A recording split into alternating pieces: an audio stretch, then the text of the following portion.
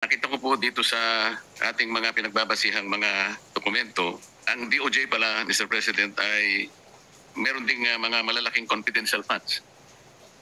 Magmula noong 2020, medyo maliit lamang yun, 193 million.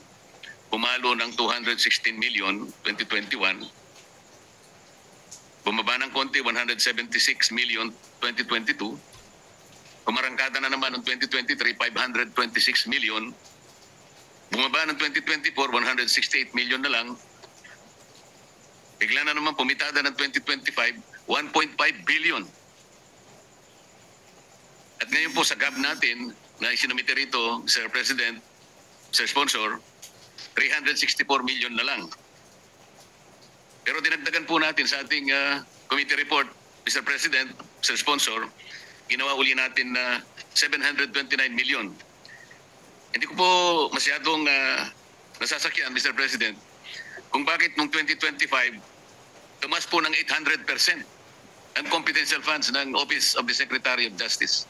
Bakit po, Mr. President? Tama ko kayo, Mr. Senator Marcoleta. Yung pag-increase po ng confidential fund sa Office of the Secretary, ito po ay request ng ahensya. In the context nitong mga nangyayari ho sa atin ngayon sa flood control issues at mga iniimbestigahan ho nila. Ito po ay ginagamit nila sa pagkukuha ng mga information, pagkukuha po ng mga ebidensya. 25 po na 1.5 billion. Nauna na pong nailatag ito bago pa dumating ang skandalo ng flood control. Paano po na project na darating ang skandal? Oh yun, hindi ba ho yun? I was pertaining to the 2026 po. Hindi po, sinasabi ko yung... 2025? Hindi ko po masakyan. From 168 million ay naging 1.5 billion po noong 2025, lumundag po ng mahigit 800%. Hindi po pwede sigurong gamiting katwiran dahil nga naglabasan ng flood control.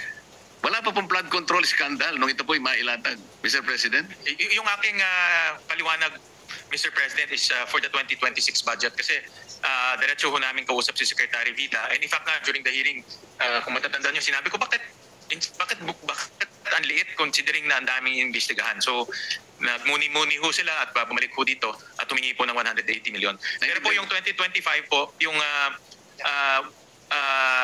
2025 confidential funds, 1.1 billion doon ay congressional initiative. Yung kanilang original confidential funds was only 34 million, dinagdagan po ng Kongreso. And ang konteksto naman ho doon, that time inimbestigahan po yung missing Sabongero, yung po yung pinaka-high profile case at that time. May mga case build-up na even before, kaya ho, nag-request ho sila ng ganun amounts. Pero at this time, hindi na ho ganun kalaki yung kanilang ini-request. Ano po yung mga high-profile cases na kinakailangan pong lumundag ng mahigit 800% ng inyong confidential funds? At kailangan ba na dapat ganun karami ang confidential funds ninyo para lamang makapag-usig kayo, makapag-imbestiga ng mga kaso? Ang tinatanong ko po rito, Mr. President, ay yung nakapagtatakang biglang pagtaas na lang na kung ipaliliwanag in general terms na kasi po merong mga high profile, hindi po natin masusukat sa pamagitan ng ganung klaseng pangangatwiran lang. Pondo po ito na bigla na lamang umakyat ng ganung kalaki.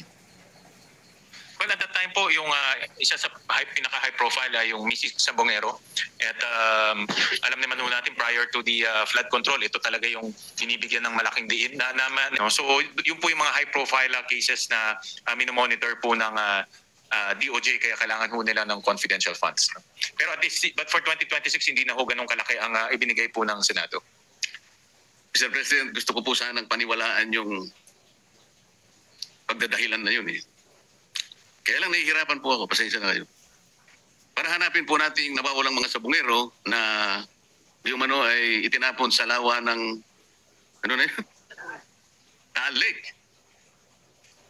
Ang nakuha naman natin yung mga buto ng palaka yata, Mr. President. 1.5 billion confidential funds.